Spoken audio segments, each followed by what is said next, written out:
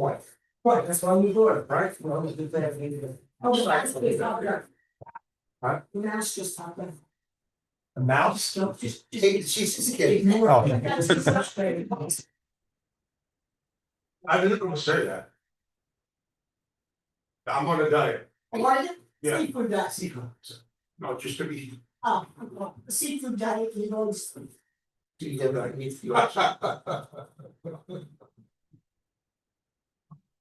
All right.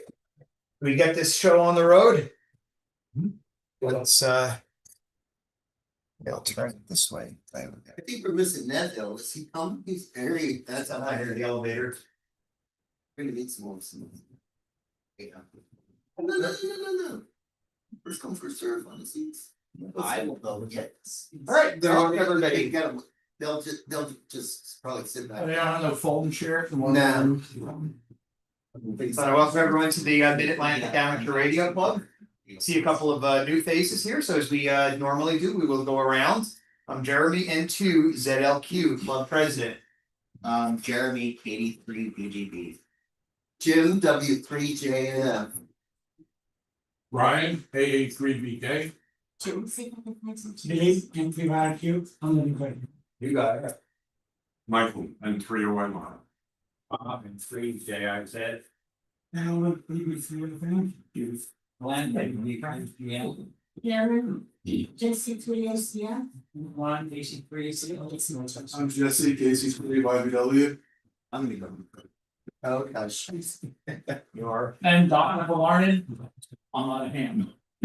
Yeah. I don't have a clue. Yeah. Yeah. We grab a couple more chairs. Yeah, she's got. I think they want to look for some, but Okay. there's a couple back here. No, I couldn't. We'll go around and see.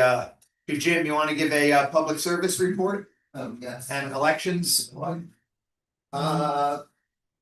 We had a public service event this past weekend on Sunday. We had a good turnout, enough to cover what we needed. It was the Radnor Run, a 5-mile run. Beautiful day, everything went very smoothly. And I certainly would like to thank Bob, Brian, Jeremy. Who else was there? Yeah. Jeff was there, he's not here tonight. And myself, so we had 5. And it was for the American Lung Association, so I think it was a good turnout. We had a good day. What else? Elections. I'm gonna be sending out the ballot in an email, and it's gonna be due back by the next meeting, so we'll announce the winners at the next meeting. So when you get it, there'll be instructions on where to send it back. Tonight, if you have anybody else wants to run for any position, I have a ballot here, you can just write your name in or nominate somebody. And I believe everybody that ran last year is running again, from what I understand. 12 more months. 12 more months. So we do have impeachment here. I was gonna say, we'll throw the rascals out. Right, Yeah. so we'll know who the next year's board and officials are at the next meeting. So you'll see the email probably within a few days. Okay? All right, thanks, Jim. Let's go around. Brian, EE. We have one candidate registered for Saturday. So I will need at least 3 meetings in addition to myself. I had 1 volunteer. No, got another chair. And we got a couple chairs. Yeah, we got 2 chairs. Yeah, anybody else here on the? Oh, that's perfect, that's thanks. Yeah, I am. I'll take the long information. That's that. Check. Saturday morning. Not a pocket. So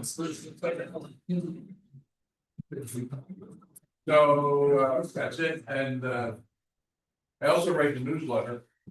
And we always talk about some breakfast. Where's He's not here yet. he's not yet. Oh. Oh, he's in the bathroom. Okay. And that's paying for everyone next time. They told me on the way over. Yeah, we normally have our breakfast the last Saturday. Oh, there he is. Yeah, Ned's paying for everybody at the next breakfast. Really nice of you. Unanimous vote. Yeah. Happen or not, or for me to pay for For you to pay for it. You have to. Yes. There were no names, so sure. Was moved and seconded. It's actually my birthday, I'm tempted to say I will. There you go. That's not him. Well, that's, No, why don't you talk to the break? Well, as you say, the November breakfast is the 29th, which is 2 days after Thanksgiving. It's like, do we want to try it? And I would recommend we do not. We may want to skip it, a lot of people may be away. Yeah, I'll certainly be away. The same thing for December. Because this would be like right after the After Christmas. Christmas. Okay, so we'll resume the next year, Okay, and I'll include that in the newsletter. sounds good. So we do have the holiday party scheduled. Dennis is not here. I think it's December 12th. It's whatever the second Saturday is in. 13th, okay, thanks. So December 13th, that'll be at Uno's over in Newtown Square. That's always a great time. Right underneath the repeater site. Right underneath the repeater, it keeps everything warm. At Put 12 your noon. plate out, 12 noon, 12 noon, that's right. Put your plate out and key up the repeater. that's right. It's warm. Then check it. Yeah. Right. For his repeaters, Dennis is out of pocket right now, so I don't have any immediate updates from him. Things are coming right along. You know, there have been some issues at Darby with the 2-meter and 220 repeater that he's been looking into. But the 440 machines are operating normally, and our Newtown Square and Paoli 2 meters are operating normally. All right. Any other club business? Entering our low season. I guess Louis is not, Yeah, Lou's not here for the treasurer's report. I guess we have no more public service events for the year. that was the last public service event for the year, so we'll see what we can come up with next year. We may have a new one, that guy from the Delco 10K. Yeah, they had a 10K from Rose Tree Park near Media all the way down to Chester. It's a big one, so we have to consider how big it is and how many people we can get. Possibly Jeremy suggested combining with other clubs, like maybe Marple Newtown, something like that. That's good. Yeah, so. Well, more to come on that. I gave my card to the gentleman that's kind of in charge. He said he'd contact me when it gets a little closer, so. More to come. Alright. As far as programs, next month, we're gonna have Dennis coming back. He's gonna give a second part of his presentation. Feel bad I missed his first one. I was down for the count with COVID last month. That wasn't too big a deal. Bad cold, but I'm gonna stay lay low for a little bit. Alright, any other club business? Amfest is Amfest, yeah. 2026 MARC Amfest, it's tentatively scheduled for Sunday, August the 9th. Mhm. 2026. We're still trying to get the speakers put up on the outside of the A building, still. Wow. And so You better start now, we're January. gonna give it one more month, and then I'm gonna try to do something else. Gonna climb up the ladders in January. Do something creative, yeah. Was that the 9th, sir?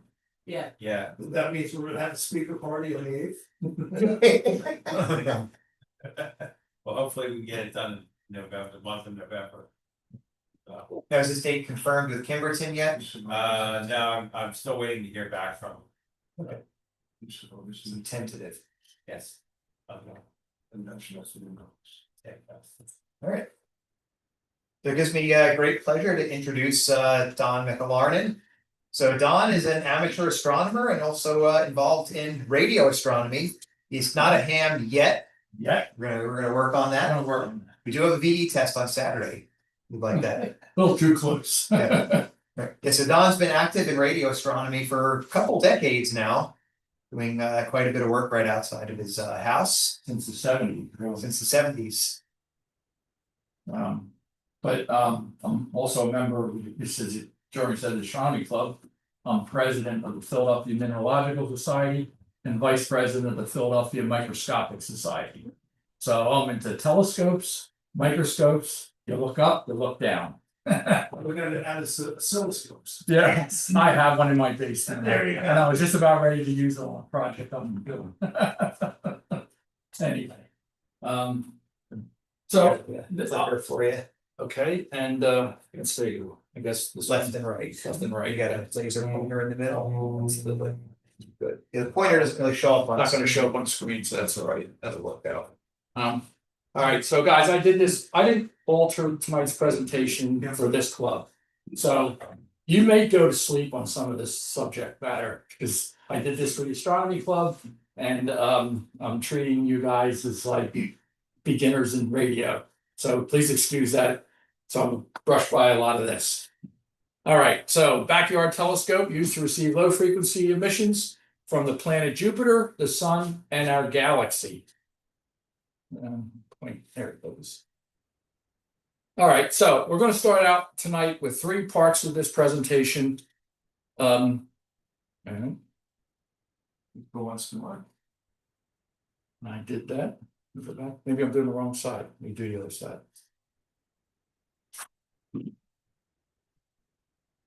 No, not. Yeah, it's not that one. Buttons here. Oh, I'm doing them. These ones. Sorry. All right, so we're going to start out tonight with the 3 parts: theory, construction, and operation. We're going to start out with theory. This is where you may go to sleep, so please excuse me for this subject. Again, I didn't alter these slides.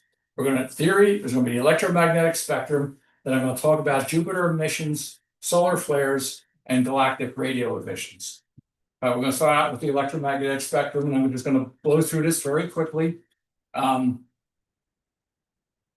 Good guys, you know about this, and if we're going to start out in the middle here with, yeah, you're right, this laser doesn't work very good, but wait a minute, I might have a brighter laser there in my They usually don't show up on the screen.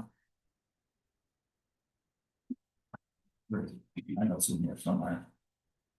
I got Geiger counters, I got gamma ray spectrometers. Marty grass. Wait, come on, where are you? There it is. Let's see. What is that big? Yeah, but it's still, it's a red one, it's not a green one, I think I should have. Oh, it is a green one, there you go, green works. All right, so again, starting out with the visible light, which we all see, and as you go higher into the spectrum, the wavelengths get more narrower as you go from ultraviolet, X-rays, and gamma rays. And then if you get down the lower end, you got infrared, microwaves, and radio waves. And the wavelengths get larger, and we're going to be talking about this area. So another viewpoint of the same thing that I just explained, as you go start out from visible and go higher towards gamma, you get shorter wavelengths, higher energy, higher frequency. And as you go lower, infrared, microwave, and radio, you get longer wavelengths, lower energy, and lower frequency. So again, we're going to be talking about the radio portion of the electromagnetic spectrum. This is a deep dive into the radio portion. And again, I'm speaking to the choir here. You start out with very low frequencies, medium frequencies, high frequencies, VHF, very high frequencies, ultra high frequencies, super high frequencies, and I don't remember what EF is. Extremely high frequencies. Okay. So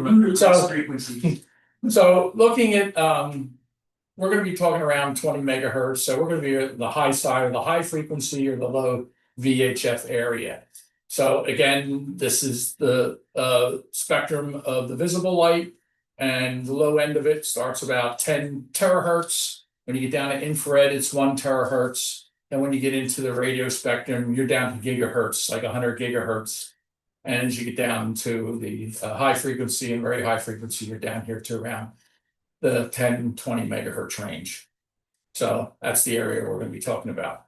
All right, so I said 20 megahertz. Okay, sorry guys, this is boring. How big is a wavelength at 20 megahertz? See, someone going to sleep already. So anyway, Technician test. this starting at the visible light, and again going back up to gamma, the wavelengths get as small as an atomic nuclei, and X-ray size of an atom, ultraviolet's the size of a water molecule. Visible light's the size of a bacteria and virus. They have to be that small to get through your irises, so you can see the wavelengths. Then you get down to infrared, pinhead, microwave, about the size of a penny, and you get lower to radio. It could be anywhere from the size of a human being to a football field. So again, I talked about wavelengths. From one crest to the next crest, that's one wavelength. So size of a 20 megahertz wavelength. Simple formula, wavelength is speed of light divided by frequency. So if you plug in some numbers, 186,000 miles a second divided by the frequency, convert that to metric so the math works easy, you come out with 14.925 meters. And in feet, that is 48.8 feet. So one wavelength is 48.8 feet from crest to crest at 20 megahertz. So again, we're down here, so 48.8 feet. We're bigger than a human being, but not as big as a football field. All right, so we talked about the electromagnetic spectrum. Let's get into radio emissions from Jupiter. All right, so why 20 megahertz? Because of Jupiter. Jupiter emissions were discovered accidentally in 1955 by Burke and Franklin using an antenna array in Maryland. They observed the Crab Nebula at low frequencies around 22 megahertz, and they also observed what they thought was local interference. On further observations, they confirmed that the source of interference was from Jupiter, and they made their announcement to the American Astronomical Society. There's a roadside plaque there. So they said they determined that these emissions were not local, and that was a key issue. So if you look on the map, there's Washington D.C., there's Baltimore. From Washington, you follow the Potomac up, and they're in a farm field near Poolsville.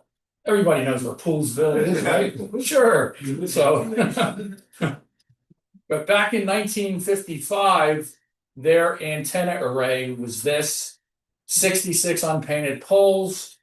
And if you look at this pole front here, you guys know this, you see the wire going across and the little wire come down the middle. That's a classic dipole.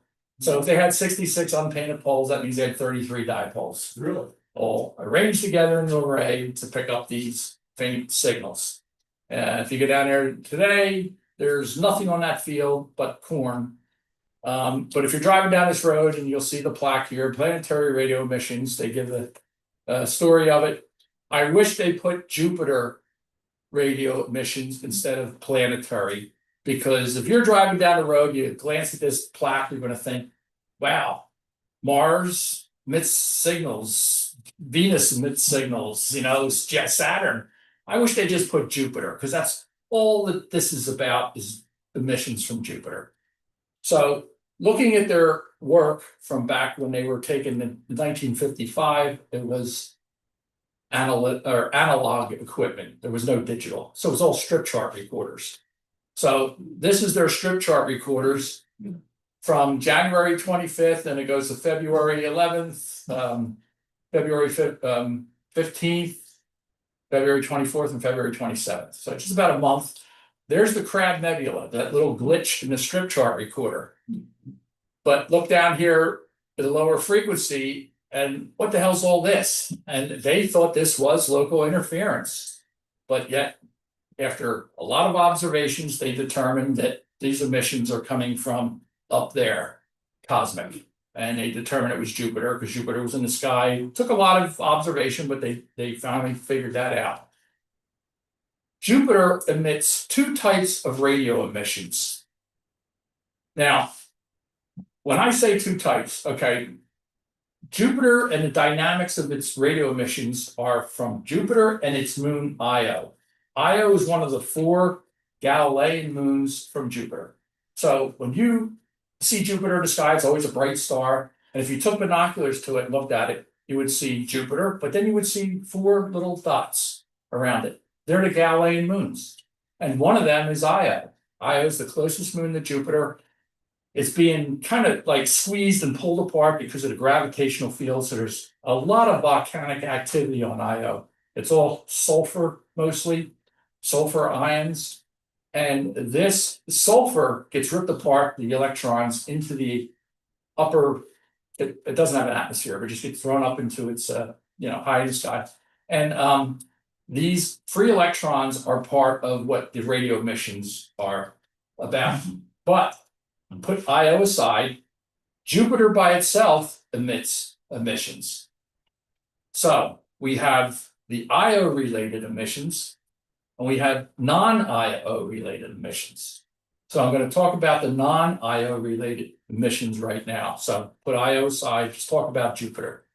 So this is looking down at Jupiter from the North Pole. Jupiter rotates counterclockwise in a 10-hour period, and there was 3 anomalies that were discovered on Jupiter that are electromagnetic, that's causing these emissions.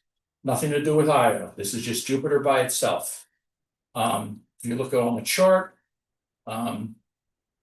here is a chart of the emissions, of the locations on Jupiter of A, B, and C.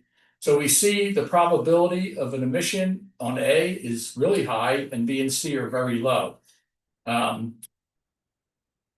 These are identified by the CML. It's called central longitude, the central meridian longitude, which is directly facing Earth. That is the CML, was the CML that is directly facing Earth. So if we look at a 360-degree chart of it, B's around, the CML's around 150 degrees, A's around 250, and C is around 320 degrees of CML on Jupiter. So again, these are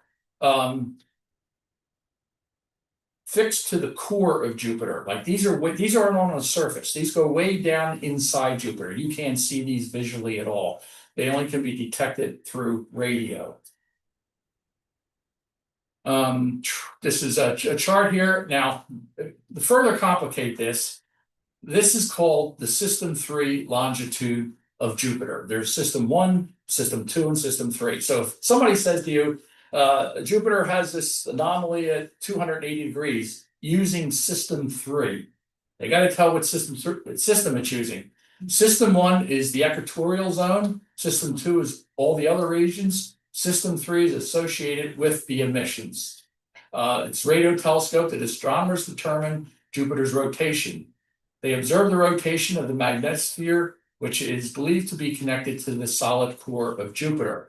So if we look at non-Io B, it's in the range of 80 to 200 at CML. Io's from 0 to 360 degrees, so Io is not included in this chart. That's why it has no value.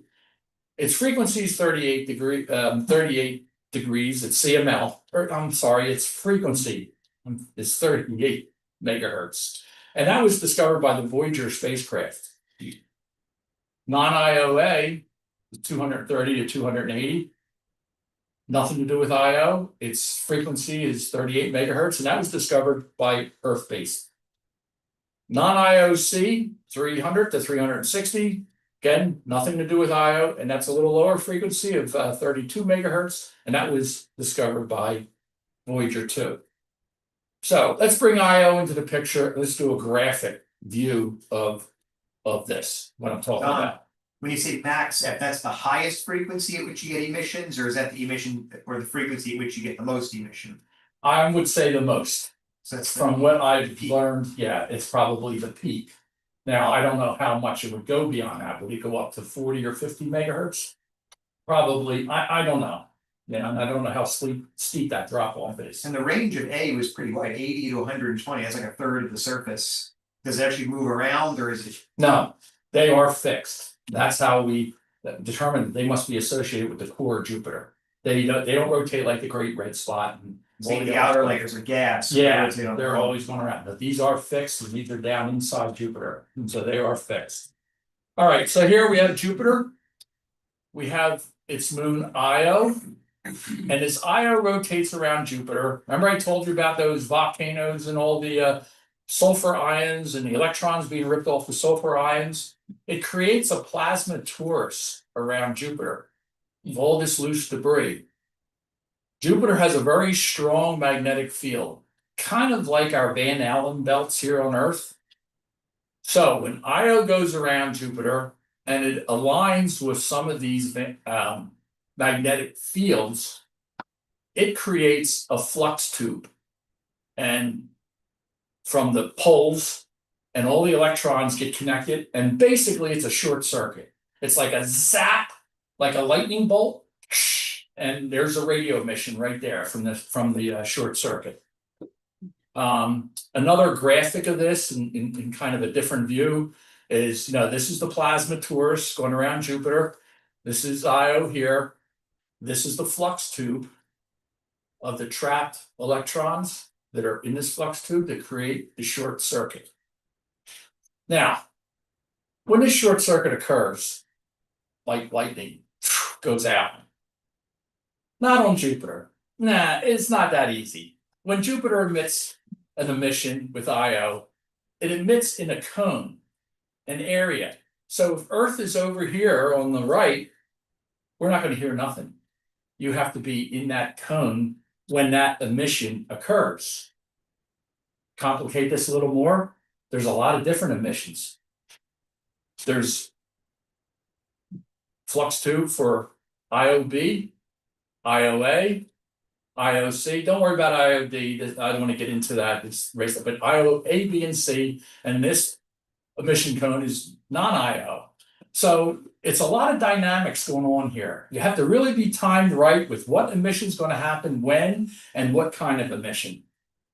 These are radio spectrographs of the emissions. I'll tell you, if you want to get your feet wet in trying to listen to Jupiter, you definitely want to go for the first IOB. So, yes. Those cones, are they like fixed on the, position on the planet, so as it turns the cones? Yes, they are known spots, and I'm going to show you some apps that you can download that are very accurate. Will predict when those cones are facing Earth.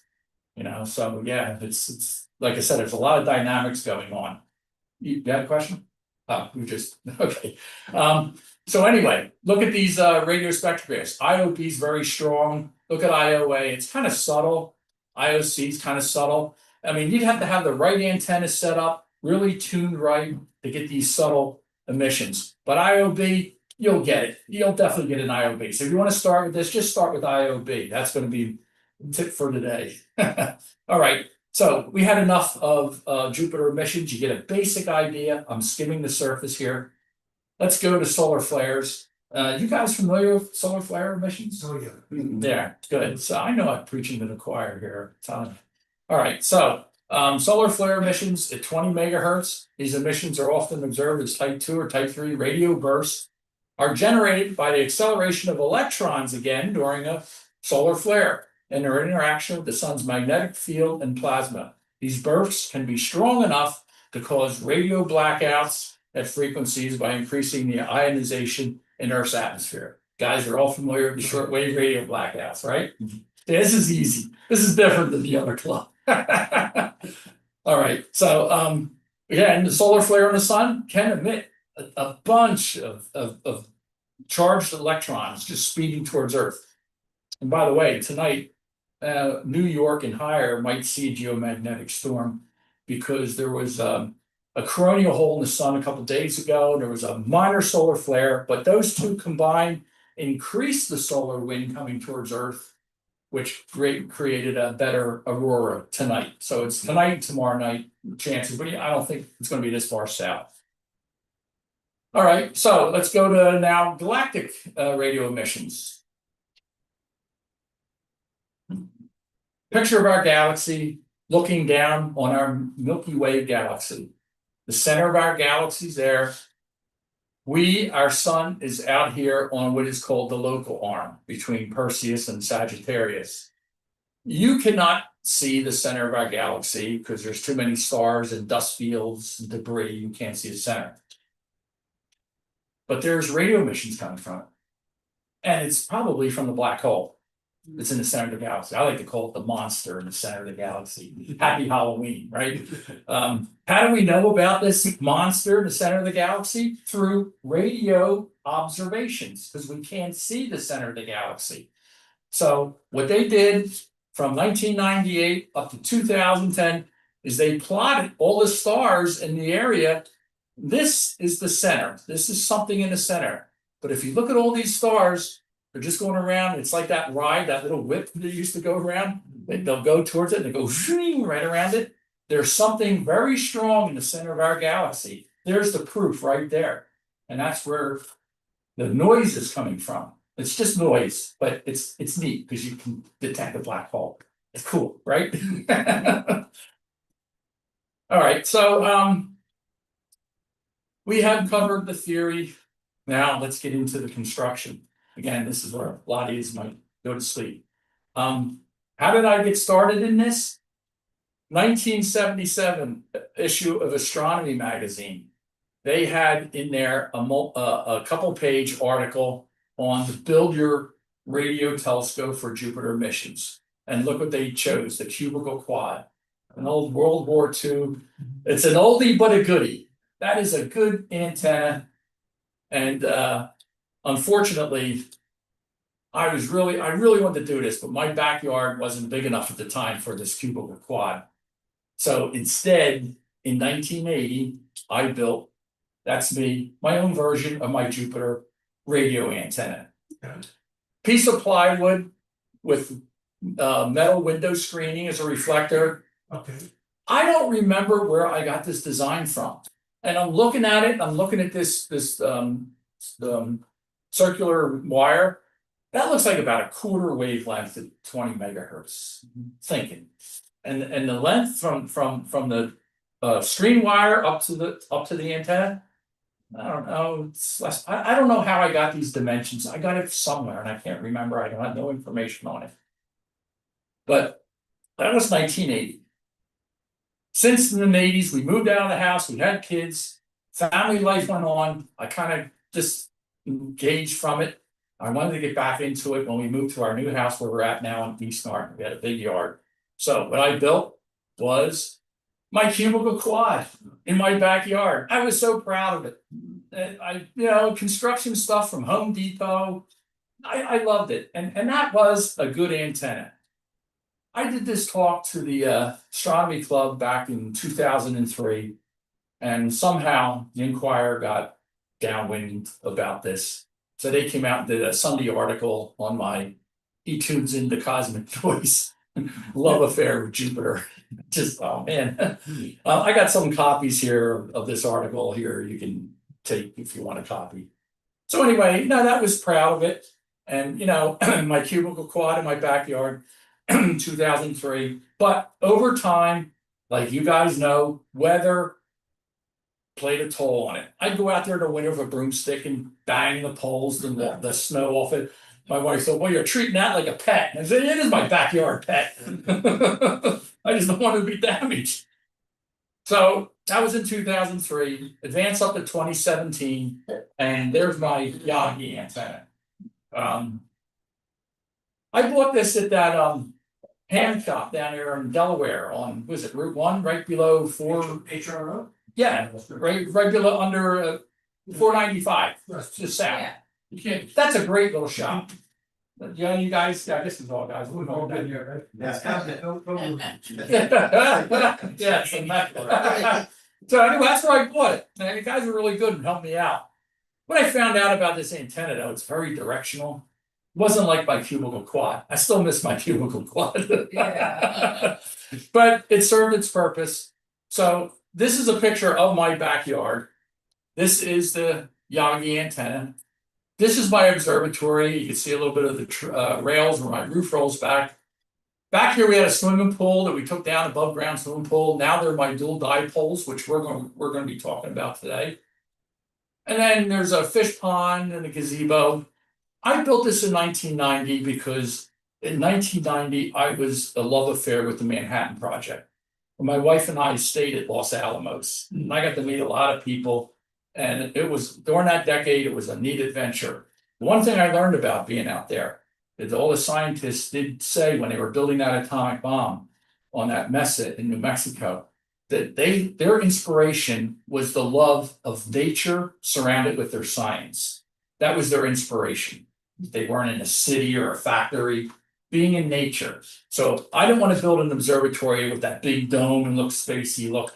I wanted to blend into nature, so I blend science with nature.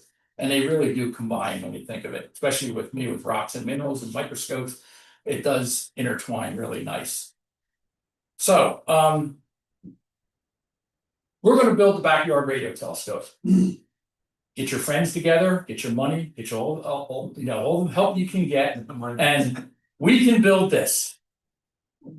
All right, we can do this, right? Yeah, right. Chipping.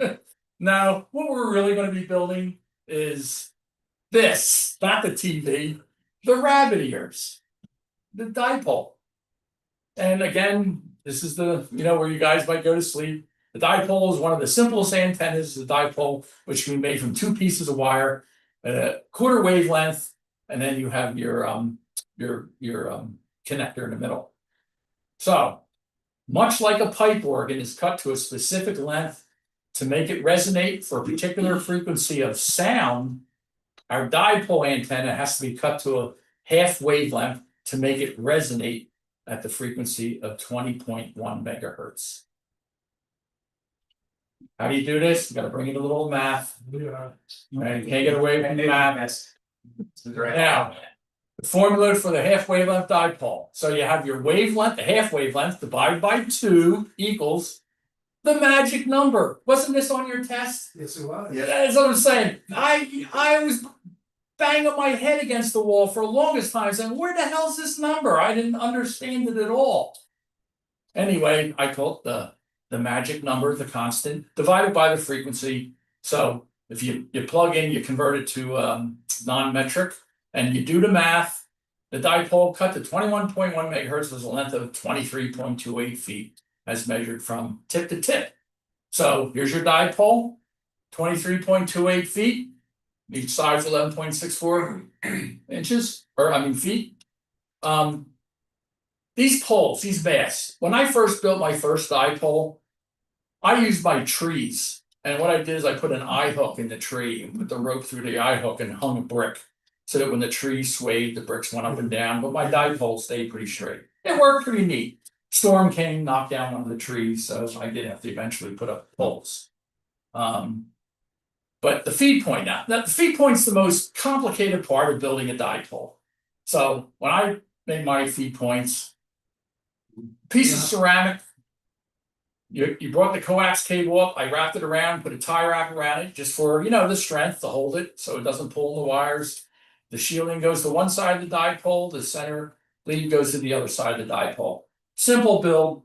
This is another version of it. But the same concept, wrap it around the ceramic, put the tie wrap around it to secure it. And one side, shielding goes to one side of the dipole and the center. Doesn't matter which side. I did a cross section. People don't know what a coax cable looks like, so I had to put this in there. All right, so here's where it gets a little interesting. Antenna height. You guys notice too, that lower heights, the beam pattern is less focused and radiates more, the signal more upwards. As the antenna height increases, the beam pattern focuses more towards the horizon, improving long distance communication. So let's look at Jupiter in this aspect here. The top is declination, that's for the astronomers. Let's look at the bottom one, the elevation. So at 40 degrees north latitude, we're the green line. So at 2025, Jupiter's elevation is about 73 degrees above the horizon. This is great.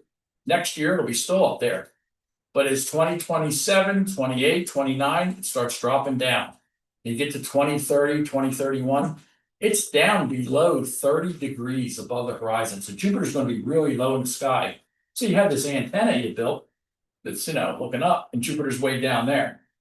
It's a problem, especially for how subtle the signals are from Jupiter. I mean, as I said, everything has to be built right to get these subtle emissions. But even using IOB, which is a strong emission, you still have to have everything in order to receive this. So let's look at, again, something else you guys are all familiar with is a antenna chart.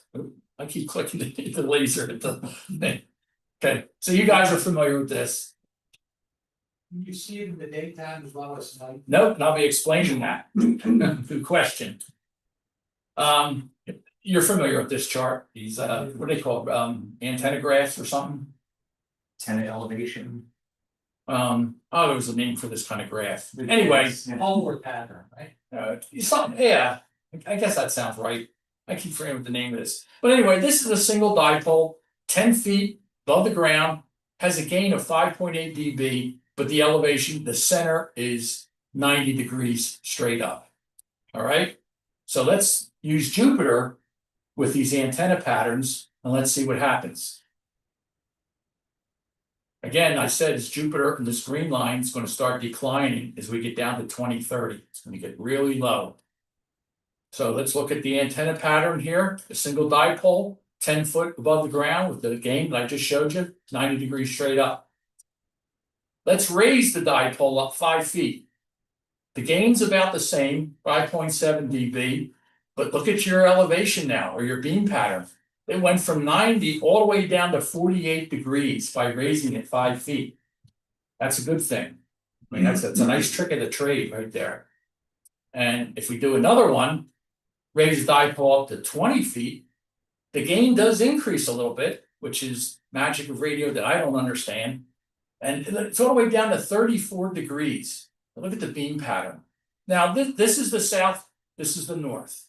And a dipole going east to west. Again, you have your north and your south. We don't care about the north because none of the planets, the sun or the moon, don't travel the north. They travel the south through the celestial equator. They just ride a highway in the southern part of the sky. So we're only concerned with the south part of our dipole. And that's what this is indicating here. All right, so the cable running from the feed point to, or the power combiner, which we'll be talking about, to the receiver should be half wavelength long. Again, like that pipe organ, it's got to resonate. So from the feed point or power combiner to the receiver should be normally half a wavelength or 23.28 feet, using the magic number divided by 20.1 feet. But you guys know this too. I had to learn a lot about this. Velocity factor.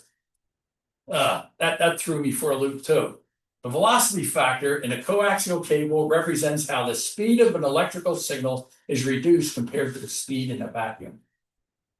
So, using an RG59U cable, which is what I used in my early days because it was readily available, the velocity factor is 0.66. Another test question. So if you use the same formula, wavelength divided by speed of light divided by the frequency, and if you use the effective wavelength now, which is the velocity factor, you have the velocity factor times the speed of light divided by the frequency, you plug in your numbers, and it's 9.85 in meters or 32.28 feet.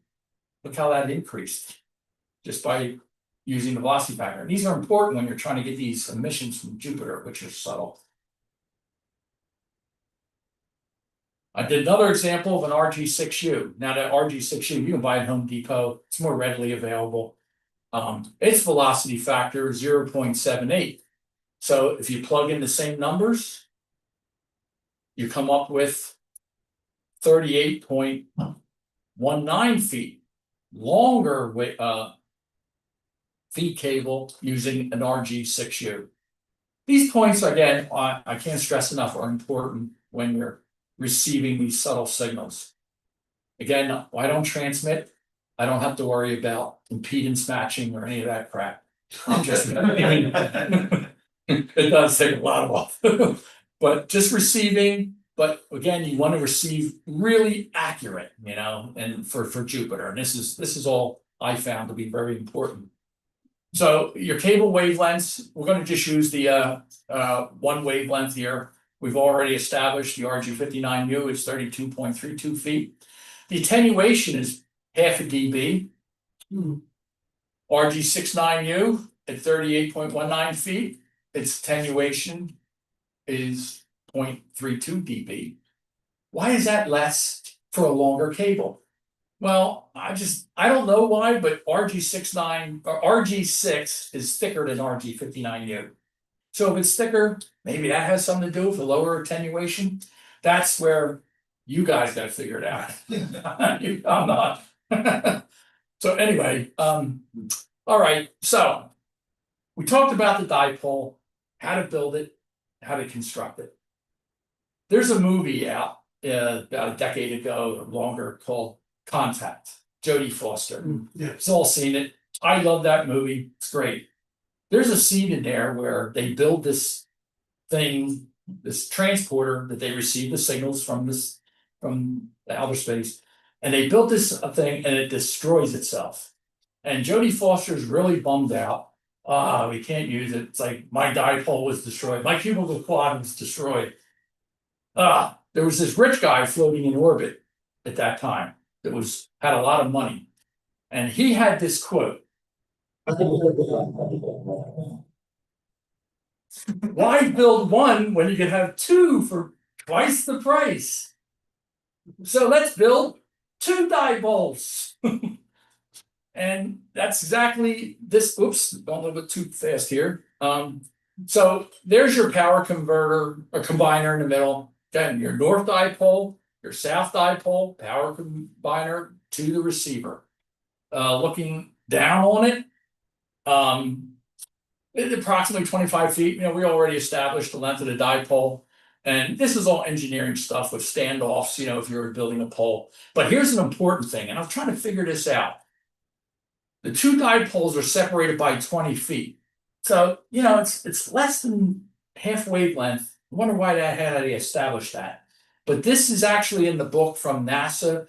If you Google Radio Jove, it's a NASA site, and these specs are in there. So, I built my dipoles 20 feet apart.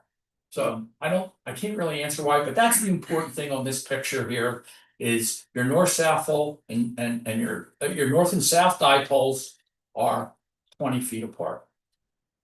So remember, on a single dipole, the height above the ground affected the antenna's beam steering. On a dual dipole, steering is done by a phasing cable. Guys familiar with this at all? A little bit? The phasing cable, you have your north dipole, your south dipole, but on the south dipole, the phasing cable is a little extra piece of cable you put in here before it gets to the power combiner. There's two kinds of phasing cables. There's a 90-degree phasing cable, which is 8.3 feet of coax cable. A 135-degree phasing cable is 12.12 feet of coax cable. So, putting this extra little cable in, dynamically, how does this work? This is looking at a regular dipole. You're looking down the dipole, so these are only just the wires, the ends of the wires. This is your north dipole, this is your south dipole. You have your signal source coming in, goes through the combiner, and of course it's amplified. But using a phasing cable on the south dipole, the signal actually takes longer to get to the combiner than it does on a north dipole. So beam steering relies on the combination of the signals of two or more antennas that the waves from a given direction in space are combined in phase with one another. The phasing cable makes this signal look like it's taking a little longer to get to. So you kind of just steered your antenna like this. Beam steering. By introducing the phase shift into the south dipole, the antenna array becomes more sensitive to radio waves arriving from the south, effectively steering the antenna beam towards that direction. Neat trick of the trade, which is using dipoles. All right, so with that in mind, let's look at these radiographs again that I showed you with the elevation with beam steering now. So here's your dipole, single dipole, 10 foot above the ground, like we talked about. Here's your dual dipole, again, 10 feet above the ground, no phasing cable. You get a little more dB, but look at your I call it the antenna beam. It's the pattern, antenna pattern. Thank you. It's narrow, and that's, I think, maybe that's why you get the increased elevation, or not elevation, a dB gain, couple dB, but any dB is better than none. If we do the dipole now and put in the 90-degree phasing cable, we've really increased the dB to 8.5. And look at the elevation, it went from 90 down to 60 by putting that little bit of a phasing cable in, and that was the 90-degree phasing cable, which is 8 point some feet, so it's the shorter of the two phasing cables. If we raise the dipoles up to 20 feet and put the 135-degree phasing cable in, the dB goes way up to 9.5, but the elevation's all the way down to 33 degrees. So in 2031, when Jupiter gets real low, you'd want to set your dipoles up with a 135-degree phasing cable and then try to raise them up a little bit. All right, so we talked about dipoles, north, south, the phasing cable. Talk about the coax going to the receiver.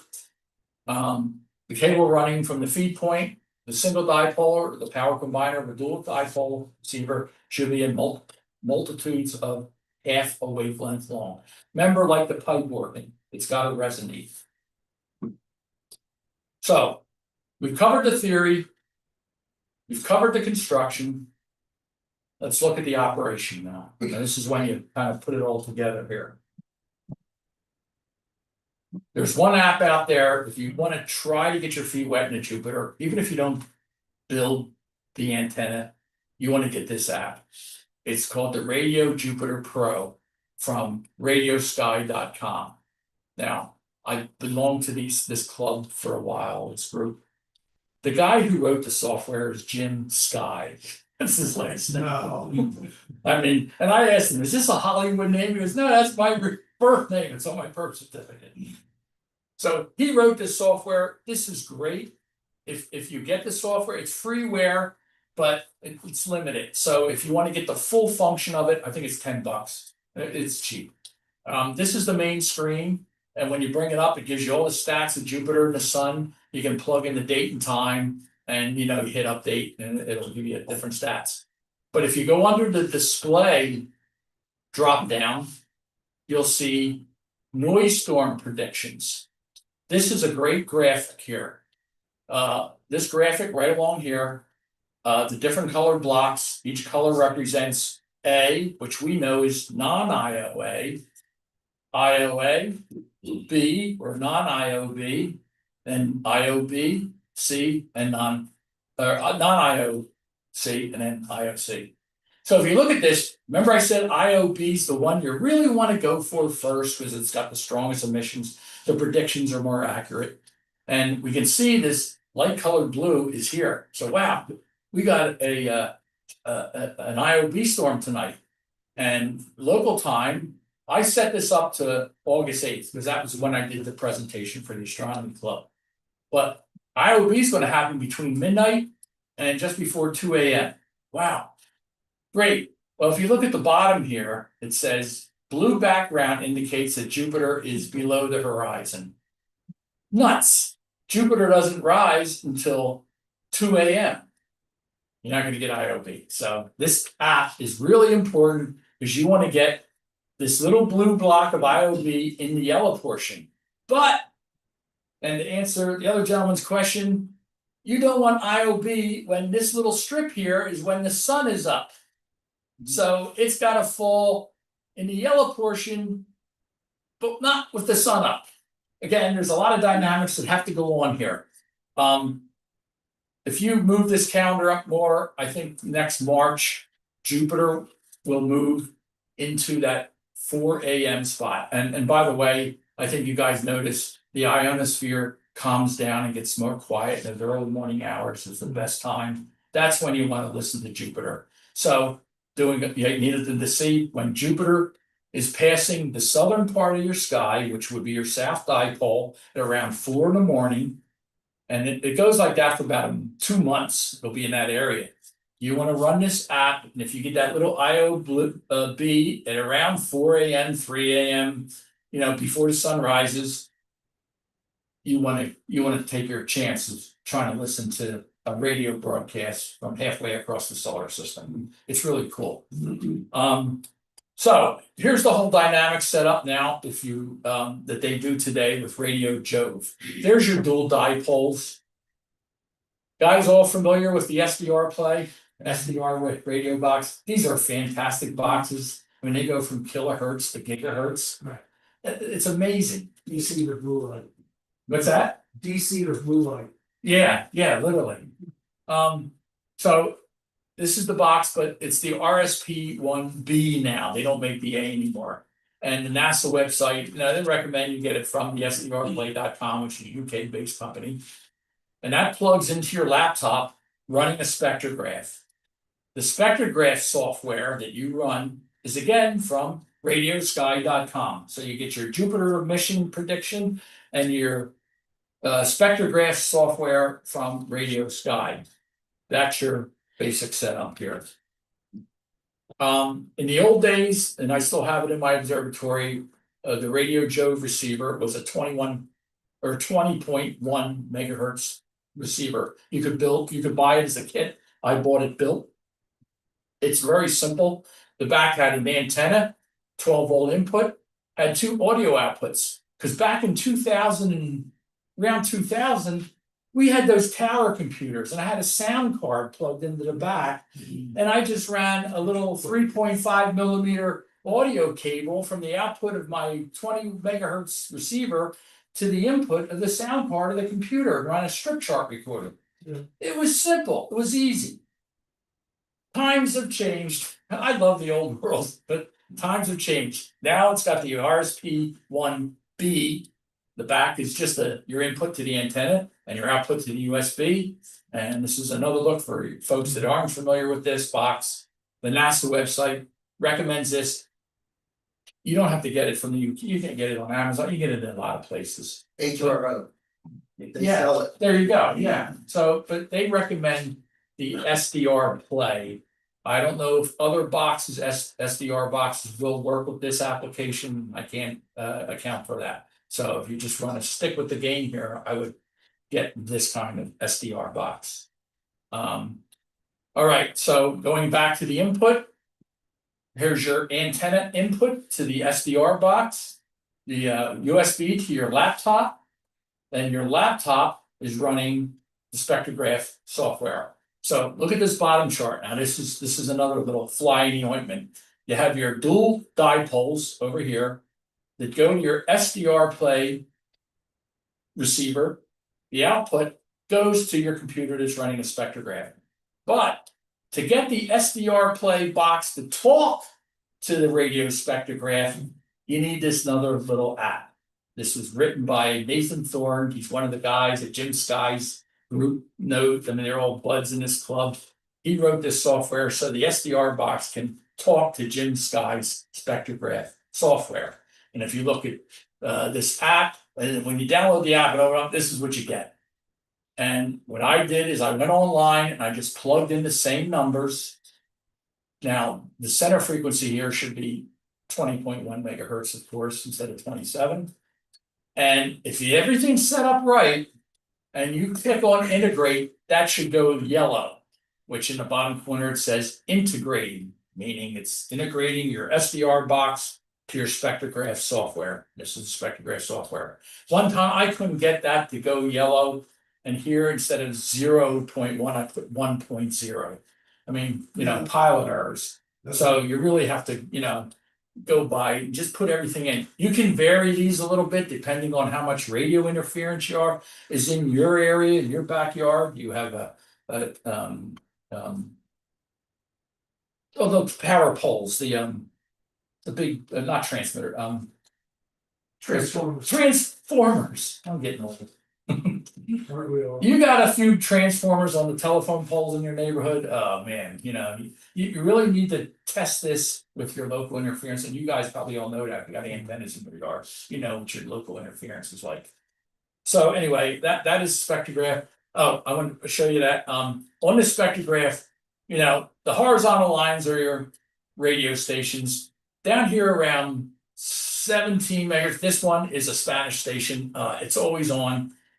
This guy's from South Carolina, so this might be a radio station in his area. But if you notice this little subtle cloud here, that's an IOA. So you can see how subtle it is. You get to know how to identify these little subtle signals on a spectrograph as you become more versed with this. But you notice here that the center band here is on this spectrograph is set to 20 megahertz. Now, WWV that broadcasts, and I was out and saw the installation of this back in the 70s in Fort Collins. I can't see it on here, but it's definitely not this because it's above 20 megahertz. So it's got to be somewhere in here. But this guy's from South Carolina. Maybe he didn't pick it up very good, WWV. And this is all, terrestrial noise. These This was during the night. Yeah, this is during the 20 night. megahertz is probably not getting through. in Right. nighttime. Yeah, that's true. Depending on the This solar would be cycle. only you're running this. Yeah, a good point. So anyway, back You to wouldn't want it to, because that means everything's bouncing off the ionosphere. You want the ionosphere. you're transparent. Yeah, Yeah. so you wouldn't pick up WW. So it's like a reverse method of what you guys like. These guys like to bounce. Astronomy, we don't. So anyway, here's this app again. Again, all I can say, oops, is just plug in the numbers. And if you click on this and it goes yellow, that means you are live. Your whole setup is now ready to go. So block diagram, your dipoles go into your SDR play. And then for your SDR play to talk to the radio spectrograph, you need this software called, and it really is called what it does. It's the SDR play to RSS, to radio sky spectrograph. So the word is set, the app is saying what it does. And if you do all this and have your Radio Jupiter prediction software going, you're ready to receive these emissions. Some websites, and again, this is what I told you about. It's if you just Google Radio Jove, it's the NASA Gov website, and then they have kits that they sell from here, and I'll talk about that in a minute. Radio Jove Net's nothing, and there's your software site, radiosky.com. So looking at these kits they sell, like $220. The receiver costs about $120. But you can piecemeal this. I bought all my ceramic insulators on Amazon. The Radio Jove assembly manual is free to download. So you can piecemeal all this together for a lot cheaper than $220. And I don't think they would like me produce or promoting this because I guess they make money on this. And then they'll even say the support materials for another $150. Here's some examples of these spectrographs. And color is everything. So let's start down here in the lower right. These are the solar bursts that are subtle, little blue, and the horizontal lines are your local radio stations. These side lines, now this was a radar sweeper. So if you got a weather station near you with one of those rotating things, you're going to get these lines on it. Here's a Jupiter burst, and this is an IOB burst. And see how nice and subtle it is? It looks like a little waterfall almost. And the spectrographs, they really look nice.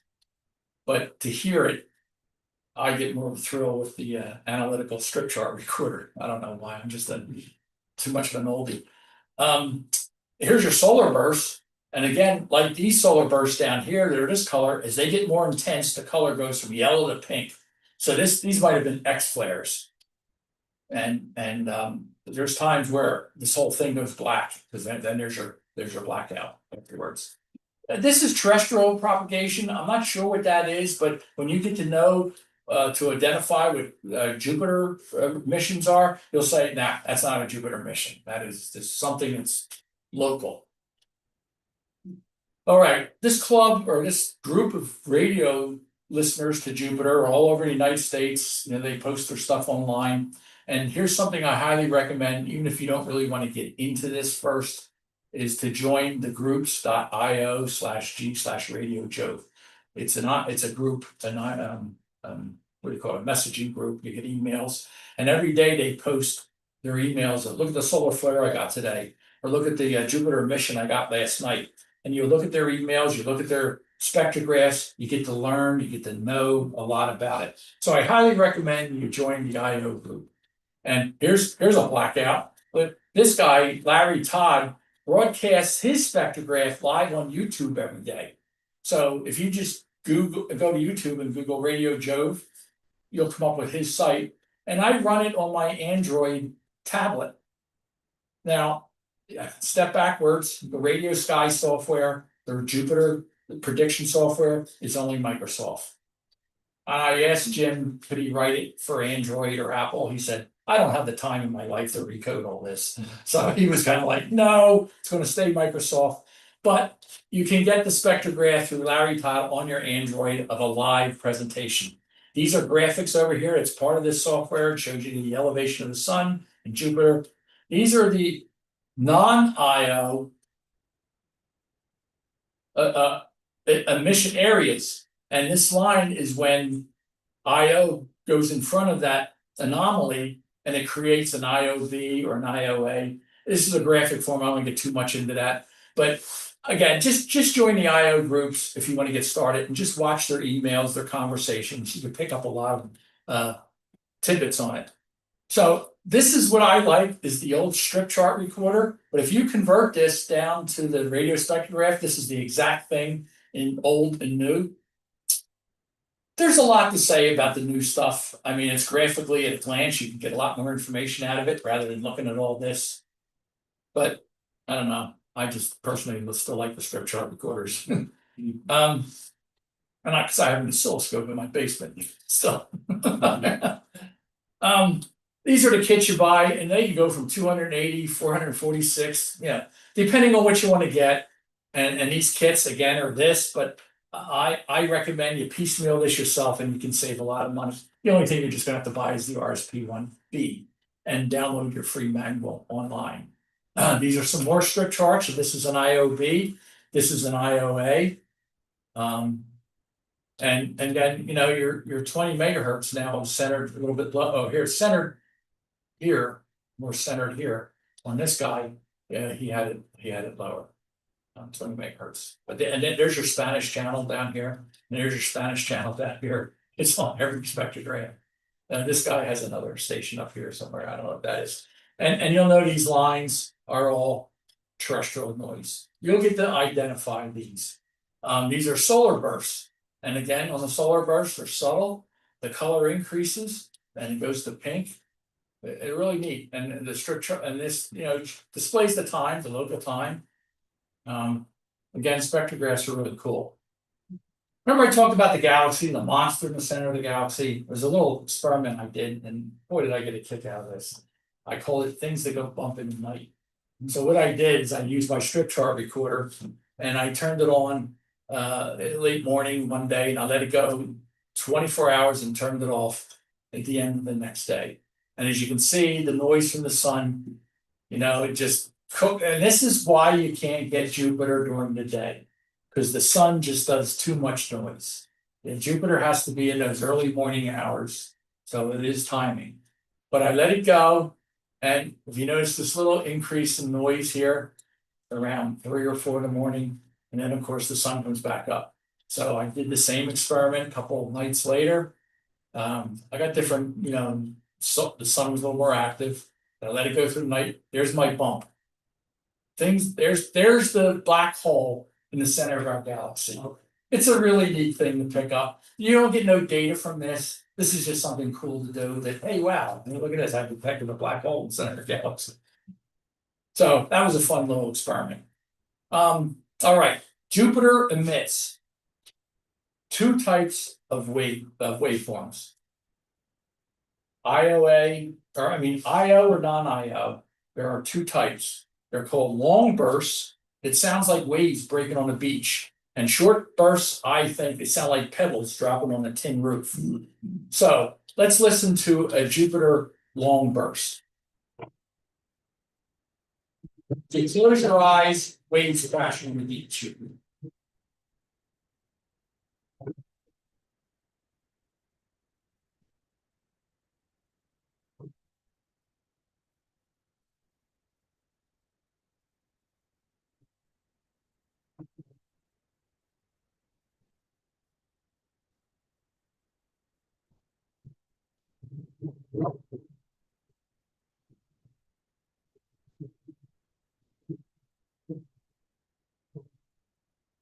And it's good to before it does this, it just goes on like this. I like the software.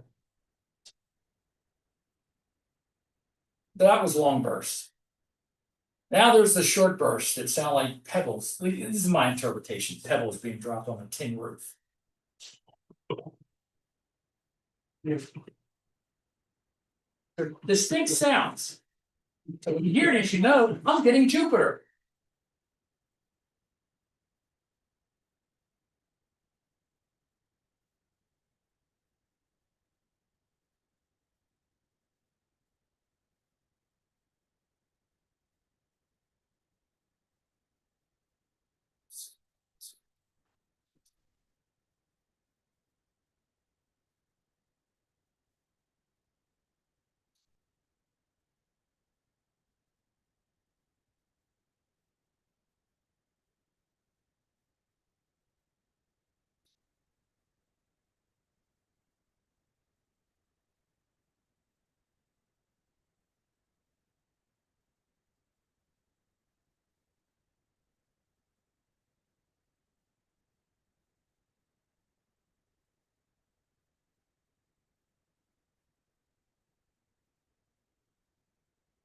And that's the end of the storm. So some of these storms will last about a minute.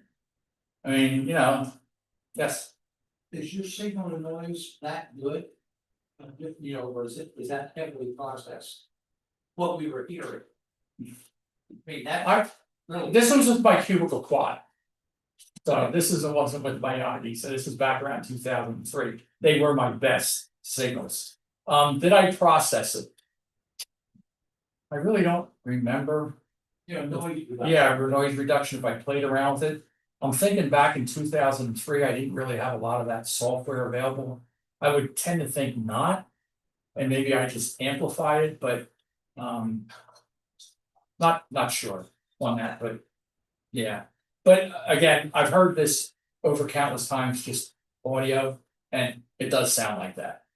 So talking to a non-radio group, if you have a shortwave receiver, you're not going to get radio Jove or Jupiter on this antenna. You do need your dipoles or you know another antenna like the Yagi pointed right at it.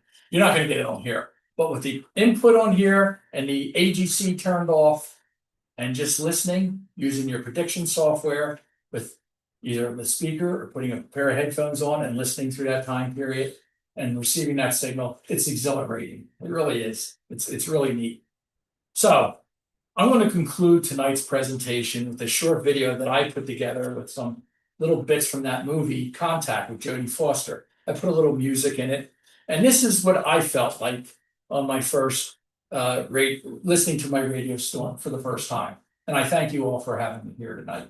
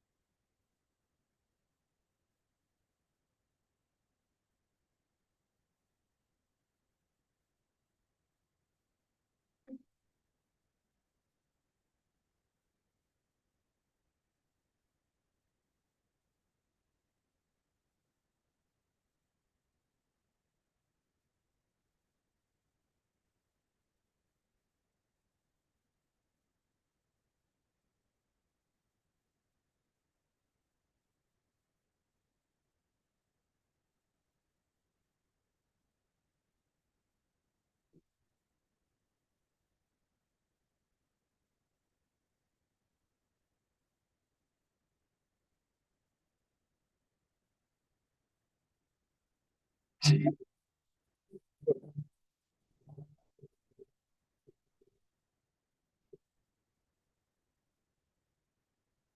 good luck on your ventures and radio too.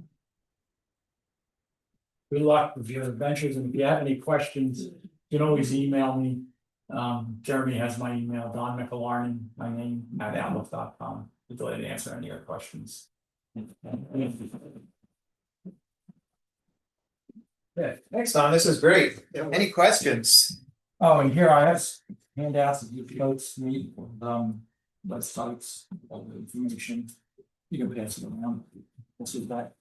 Oops, that was done. The articles. Oh. Now, when you showed those waterfalls of Jupiter, it looked like you could see structure in there. Were those the bursts that you were seeing? Yeah, that was the IO emissions itself. Like it was like on, off in time. And it looked like there was some structure and frequency as well. Intensity. Well, yeah, and frequency. Well, frequency, intensity, we probably allocate maybe a broader bandwidth, you know. Again, I don't know the physics of it enough. Again, just know the radio, skimming the surface of it. Not like you guys could actually do a deep dive into this. So anyway, yeah, any other questions? Well, I think what he's saying is that chart, you got the color chart, the modern one. Yeah, the That spectrum. goes, the spectrum goes from very low frequencies up to 100 megahertz or something.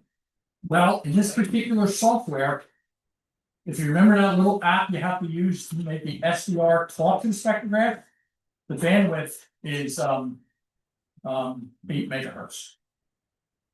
So that spectrograph starts around 17 megahertz and goes up to around 23 megahertz. Center of that, With 20 in the center. I don't think he wrote the software, or maybe it'll go more.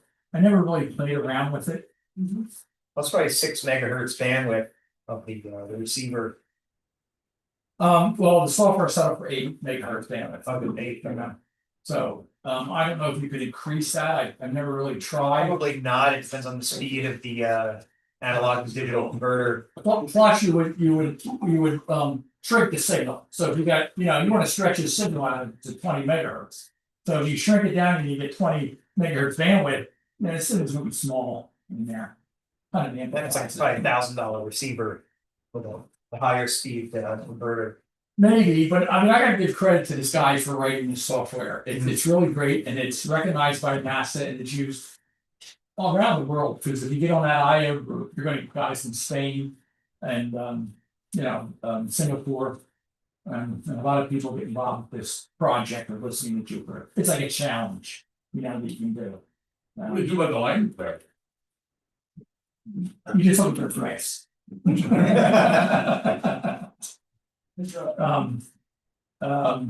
Yeah, there's a lot to learn with this, like I said, but you can apply this to scientific data. Like you can get into this and submit your graphs to NASA website where scientists do use your emission graphs as they continue to study this phenomenon. So just for fun, this is like what I showed you tonight, but you can do a deep dive in this. I haven't done that to really apply to the science of this emission, because we really don't know what those anomalies are on Jupiter, why they're caused. They're way down deep in Jupiter. We have theories, but we really don't know what's causing it. And then so an IO going around and creates that short circuit. And a lot of phenomena going on, dynamics. Just the neat part about it is you're not listening to somebody in Singapore. You're listening to a broadcast halfway across the solar system, live, and that's the neat thing. Any other questions? All right, well, hope maybe if you see me again, I might have my license number. And I'll join you as well. Join the first, and You're welcome. I'm sorry, what? The $15 fee to take the test. Yeah, If you remember the club. We wait. We wait. that's all right. Where's the $15 going? No, it's No. it's the So it's- They are. Oh, well, I'm glad. Yeah, there's a club, that's good. Club membership is one of the best investments. You get a free PE test, you get food on field day, you get That's subsidized holiday party, yeah. Oh, trust me, being involved. You with get other paid clubs. for Jeremy, Yes. for that too, you can get through Yeah. I'm saying, I'm just, original, be setting up. You gotta work for that though. And you get. I'm running our club's Christmas party now for next month. I'm organizing it. I organized the outdoor picnic in June. Washington State Park. I have a question, I noticed, I don't know if it was just a visual illusion from here. Obviously, the dipole is horizontal, but your yak was